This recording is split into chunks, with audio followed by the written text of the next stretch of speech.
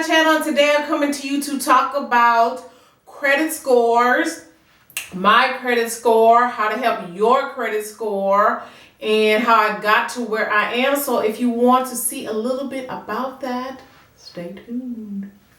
Okay guys, so I just wanted to show you my credit score. I'm going to turn on my monitor here and we're going to go over just in case some of you may not believe. So here is my FICO credit score. This was as of 2016.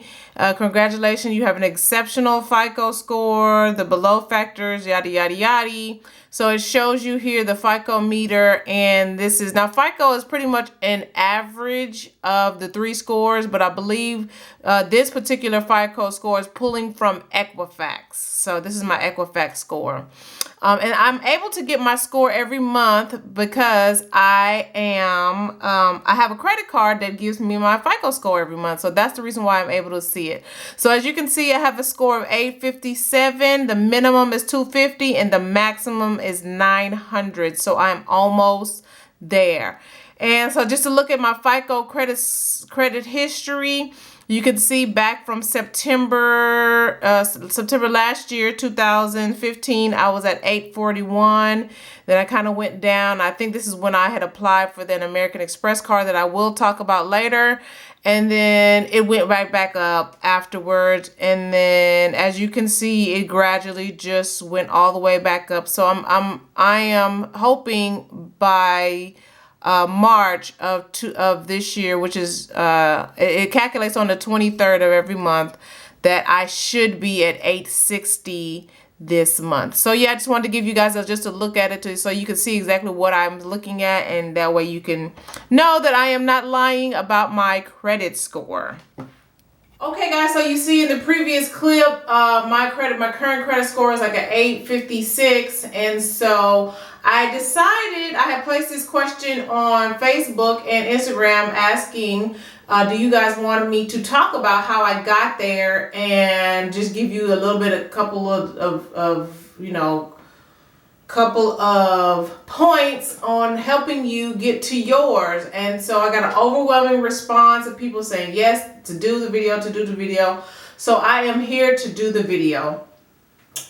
Some of you guys may know I have a credit kind of background. At one point in time, me and my best friend had started a credit repair company where we were repairing credit.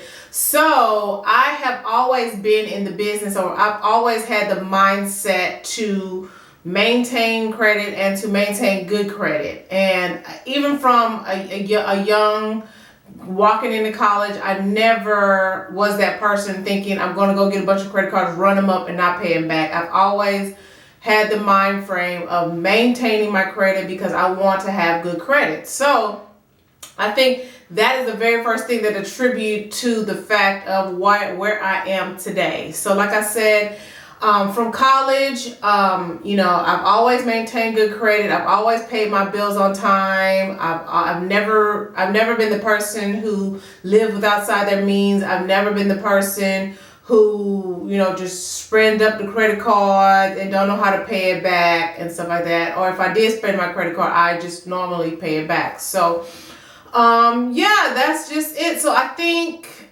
so that's pretty much my credit portfolio. Around 2005, I want to say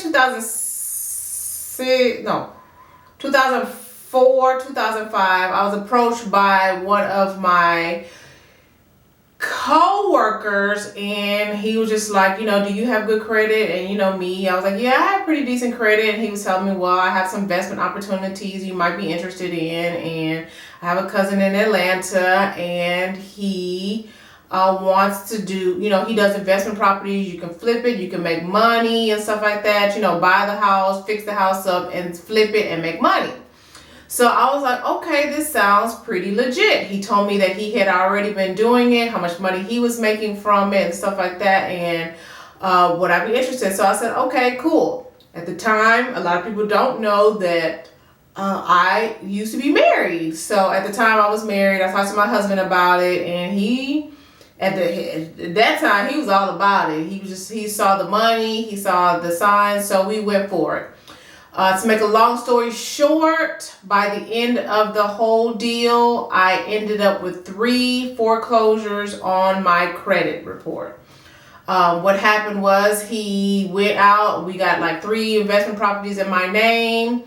The loan officer, the bank, not the bank, him, the loan officer, the whoever else, all the people in the whole buying the house project was all in on it, and basically they wrote the house up for way more than it was worth. And once the house sold, even the seller of the house made money. He made money. I made money. The loan officer made money. Everybody made money in the house. Well, what ended up turning out is that the house was marked up for far too much, and so he just pretty much skipped out. So I had probably about $500,000 worth of foreclosure home notes in my name. And as you guys could imagine, it was just, I thought that at that time my life was over. We're talking about a woman who maintained her credit, who cared about her credit, who was always about her credit. And now this has happened to me. And I just started, when I started applying for stuff, I would have to pay down payments or deposits, and I've never had to deal with that. And it was just a terror. I had to work with the police to get police reports and, work with the loan officers. I even tried to get some realtors in to probably try to get in and try to short sale the place, but no realtors wanted to work with me because it was just a fluke deal.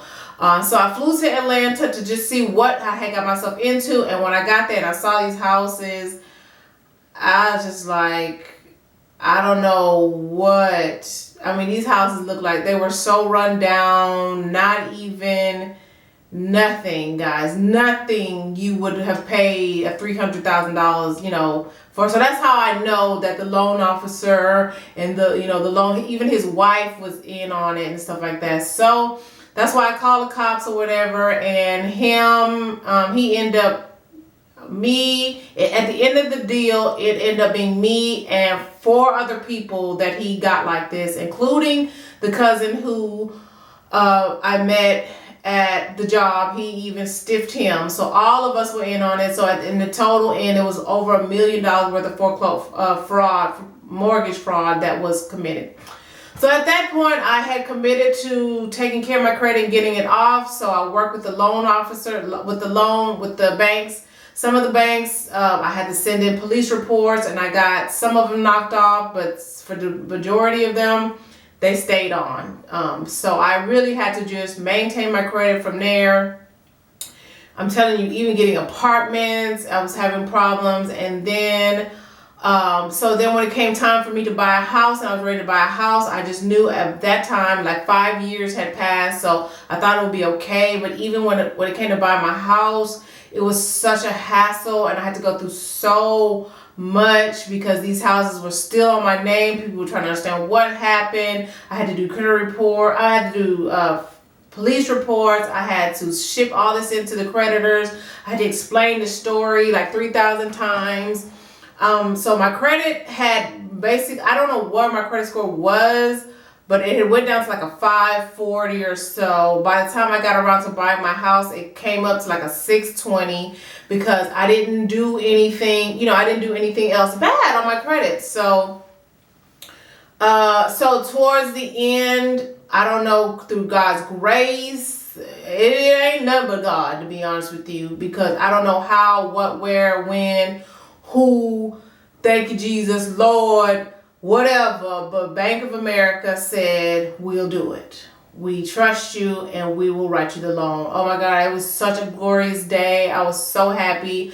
I just had to prove to Bank of America that these houses were no longer in my name, and I just had to get them some police reports and just sign affidavits and stuff like that. So with that, I was able to get a house in my name. So yeah, when I signed up for the house in my name, it was like 620 or something like that.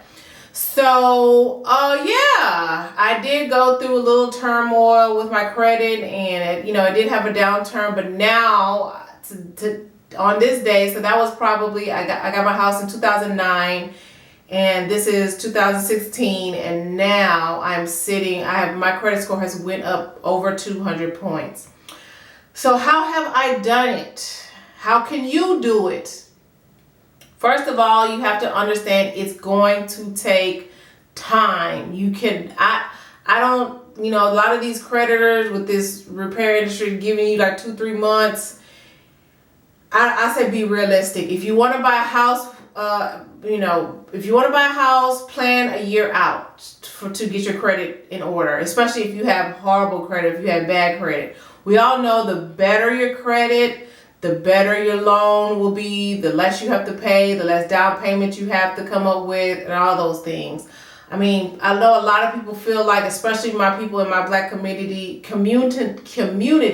feel like, fuck credit. You don't need credit. I just buy everything cash. But you cannot buy everything cash. You cannot pay for your house cash. You cannot get a car cash. You cannot get if your child needs a student loan, you cannot get that cash. Or something happened and you need to get a bank loan, if you want to get a business loan. All those things matter in the end of the day. You don't want to be this is America, and lending money is the name of the game, to be honest with you. So I definitely say do not have that old frame mentality. Take care of your credit. So yes, number one on being able to maintain your credit is, I'm going to tell you right now, my people, we have to start living within our means. If you have to buy it on a credit card and it's not an emergency, do not do it. Okay? Unless you are in the building credit stage, which is what I'll get to next. But do not get out there. Let's not put our Jordans on, things that we don't need. Let's not put Jordans on the credit card. Let's not go out and put our Louis Vuitton on the credit card. The first thing is live within your means. So with that saying, I've always felt like I've lived within my means. Whereas, if I'm only making $10 an hour, then I'm not going to go put $1,000 on my credit card knowing good and well I'm not going to be able to pay it off. So live within your means is the number one thing. Number two, do not put your name on nobody else's credit. And everybody in my family knows, do not come to me if you need your name on nobody. Don't come to me, because I'm not going to do it. I have never allowed anyone to put my name on, I've never co-signed for nobody. I've never took a loan out, no house, no car, no nothing. Do not come to me with that, because my name is all I have in America. That's all you have. My credit is all I have. And if something happened to me, I don't have nobody that I feel like I can go to. So I need to maintain my credit for me. Now, I do know there's emergencies, people have kids and this, but to be honest with you, unless you're willing to pick up that person's debt, then I just would not do it. I even had an opportunity when my mom came to me and she wanted me to get a refrigerator in my name, and I told her no, and she was pissed off at me. But I knew my mom and I knew her spending habits, and I just wouldn't do it. So yes, do not put nothing your name on nothing. Nothing. Number three, which is the biggest pie in paying in your credit overall score, is paying your bills on time. People, we gotta pay our bills on time. And this just goes back to being responsible and, taking care of your name. Creditors want to see that you can pay your bills on time. It's 35% of your overall credit score, which is like the biggest pie. You got to pay your bills on time. I've never had a problem. Even if I have to just pay $20, you just got to pay your bills on time. So that's where I would suggest you start. If you have credit cards, if you have, stuff like Sprint and your light bill and stuff, don't report to your credit score. But if you have credit cards, if you have home loans, your car loans, pay those things on time. 4, your debt to income ratio. This goes back to number 1 with living within your means. Why do you have $100,000 in debt and you only make $30,000 a year? That just does not make sense. So that matters. So if you have that on your credit report, $100,000, and you're not bringing in that income, the creditors look at that. That means you're a risk. That means that you cannot, your spending habits are not good. You need to live within your means. My personal goal is to never have a credit card with more than $1,000 balance, and that's depending upon how much is on the credit card. So we'll get into that, why having a balance on the credit card is a good thing. It's not always a bad thing. So yes, people, your debt to income ratio, you definitely have to watch over that.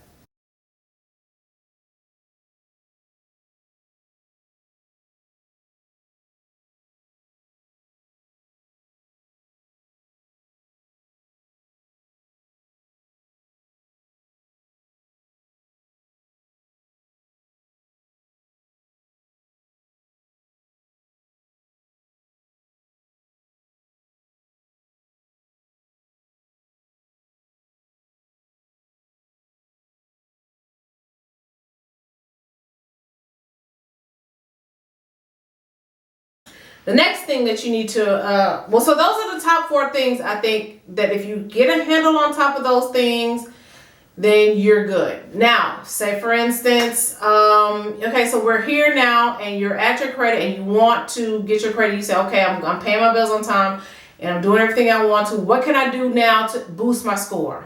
So here's some things that you can do to boost your score. Number 1, if your credit is decent, get you a credit card. A credit card, while it looks negative to a lot of people, is actually the most positive thing that you can have on your credit report. Right now, I have 3 credit cards.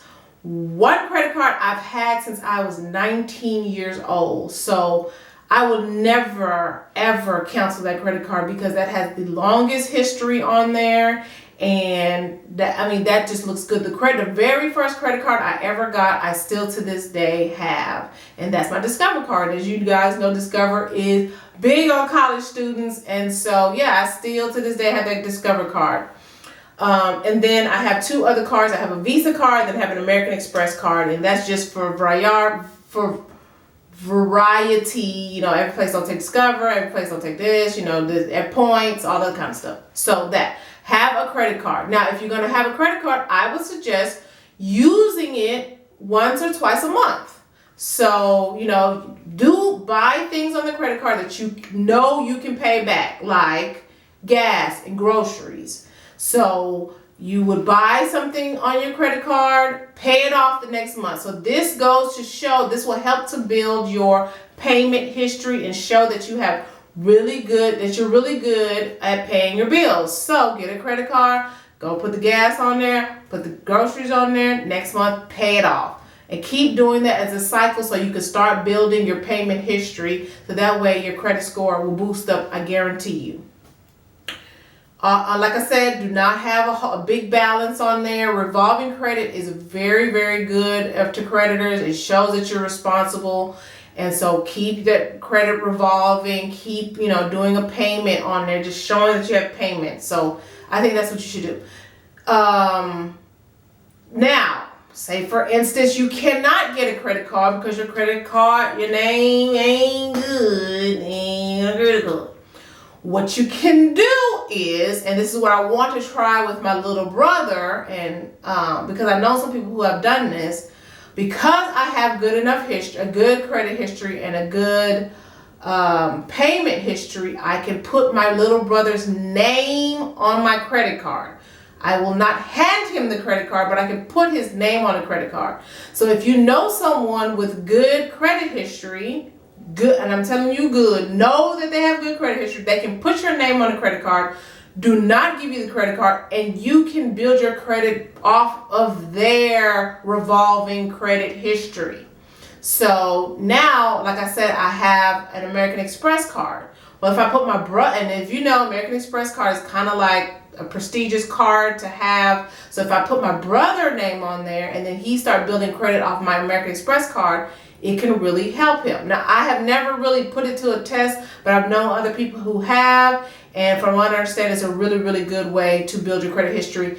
and some people make money off of it. So I don't know how, I've never tested the theory. So that's just another way. Number 2, if you cannot get a credit card, then maybe go open a small bank loan.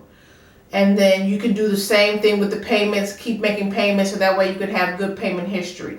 Do not open a payday loan. People, stay away from payday loans. They are built to keep you in a cycle that you can never get out of. Never, under no circumstances, you just got to do without. Do not get a payday loan. Do not, because they are the worst. They are the devil. Just stay away from payday loans. Title loan, car loans, all those types of things. So if you, as you know, you can pull yearly, the government has provided a way that you can pull your credit once a year for free. Not your credit score, but your credit report. So you can go to www.annualcreditreport.com and you can pull your credit score. Your credit score is based on 3 different companies: TransUnion, Experian, and Equifax. So you can go on there and pull your credit score. Pull your credit report, sorry. Once you pull your credit report, you can go on there and see what kind of discrepancies you have, what's in the negative column, what's in the bad column. I personally, when we used to do it, we used to dispute all the negative stuff. Just dispute the negative stuff, regardless, whatever. Just dispute it. That's what I would do, or that's what I used to do. For anything I used to have negative, like those house loans and stuff, I used to just dispute it, and sometimes it will just fall off. A lot of the times it'll fall off because what happens is the company has to provide a certain amount of information to you or to the credit report company, and if the company does not return the information in a timely manner, it can fall off. So that is a good thing. So I would just, regardless of what it is, dispute. We all know there's a 7-year law that if a debt is over 7 years, then it should fall off. So if you go on there and you see something that you did from 7 years ago, dispute, it's too old, the debt needs to fall off. Including if someone has purchased your debt, so now the third vendor, credit, what you call those people? Not the repo people, but not the telemarketers, but the people who call you don't want to deal with, them people. If they call you with the debt on something all of that can come up. It's old 7-year-old debt. It actually gives you like some reasons. You can say that this is not my name. This is 7 years old. You can always, so get on there when you go to your annual credit report, go to Experian, dispute all the negatives, go to Equifax, dispute all the negatives, go to TransUnion, dispute all the negatives. And majority of the time, some of that stuff will fall off. And that's what I used to do for my clients when I used to do it. So, and majority of the time, that stuff just falls off. And you never even thought about it. I even done it for my brother here recently, and it just falls off. So that's the next thing I would do. Okay, so after you dispute. One thing you should know that you might as well hang it up on student loans. Ain't no getting around the student loans, people. You gotta pay your student loans, especially if you plan on buying a house, your student loans. So get on top of your student loans, people. You gotta pay them. It's just no way of getting around it. And you want to build, if anything else, you want to make sure and build your student loan. You want to be in the positive for at least 2 years in your student loan before you decide to buy a house or anything like that. Now we know when it comes to buying a car, the stipulations aren't like it used to be. Folks is walking out. My little brother got 3 cars in his name at one point. So folks, they just give it, but the loan amount is what really matters. So if you want a better car loan with a better interest rate, that's why you would take care of it. But anybody can walk out of the lot nowadays with a car. It's just all about the interest rate. So now that you have dispute, a lot of things have fallen off. Like I said, you cannot get those student loans. You can't get that. That's just that. You cannot correct any payment history. You just gotta be stuck with that. And like any foreclosures, liens and stuff like that, bankruptcy, you're stuck with that on your credit. There's no getting those things off. You just got to be stuck with those. Okay, so once you disputed, you of course, while you're pulling your credit report, I would suggest pulling your credit score so you can know where you're starting at in the beginning.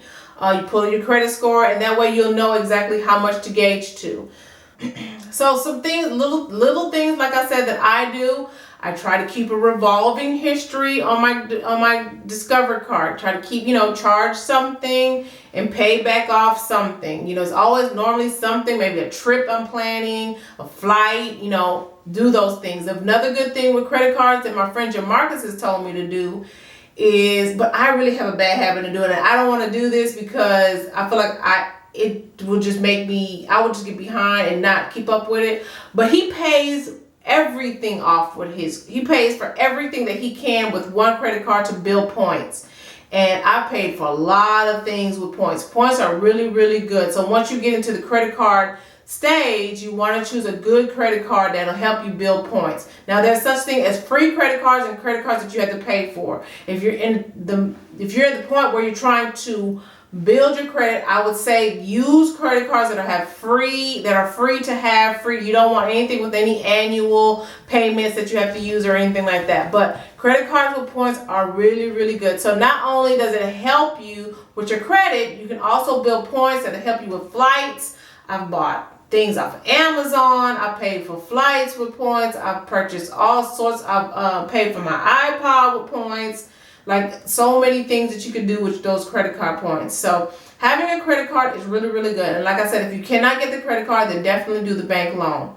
If you can't do a credit card where it's a debit card with a Visa or MasterCard, then get a store card. Store cards are, they're not really like a Best Buy card or Macy's card. While you really can't get the revolving history on them and they're not as good, you can still try to get those credit cards to help you build your credit. And like I said, keep low balances on your credit.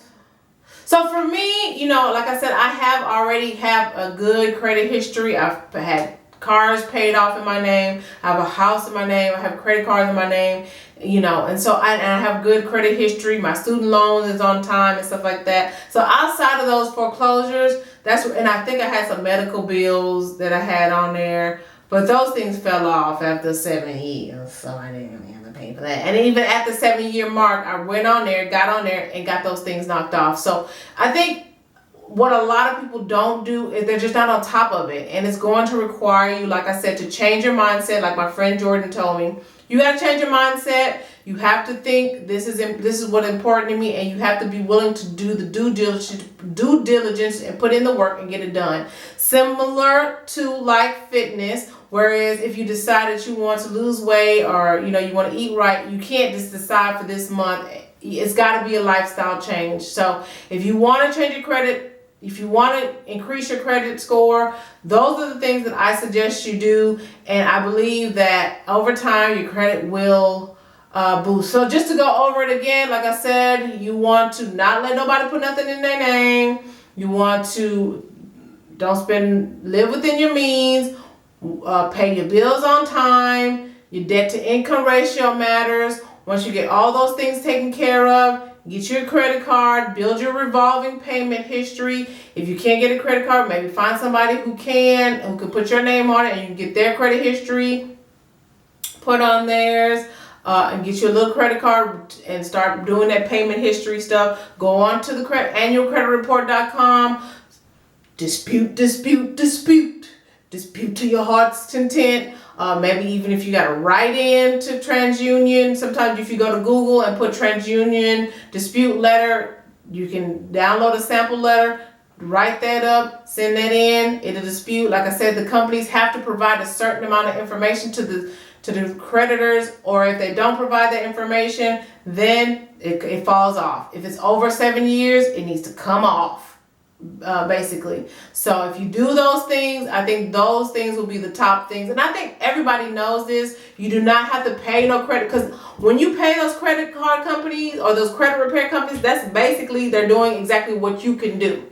You're just not lazy enough to do it. I mean, you're just not most people are too lazy and don't want to have to go through that. But I didn't want to pay nobody to do it, so you can do it on your own. And once you do those things, I think you will be good. So I hope you guys found this video helpful. If you have any other questions, please leave the information below. I know I probably forgot something. Oh my God, I know I probably did. Shout out to Eunice, Jordan, Jamarcus, all the people who called in and gave me a little bit of information, insight on this, and yeah.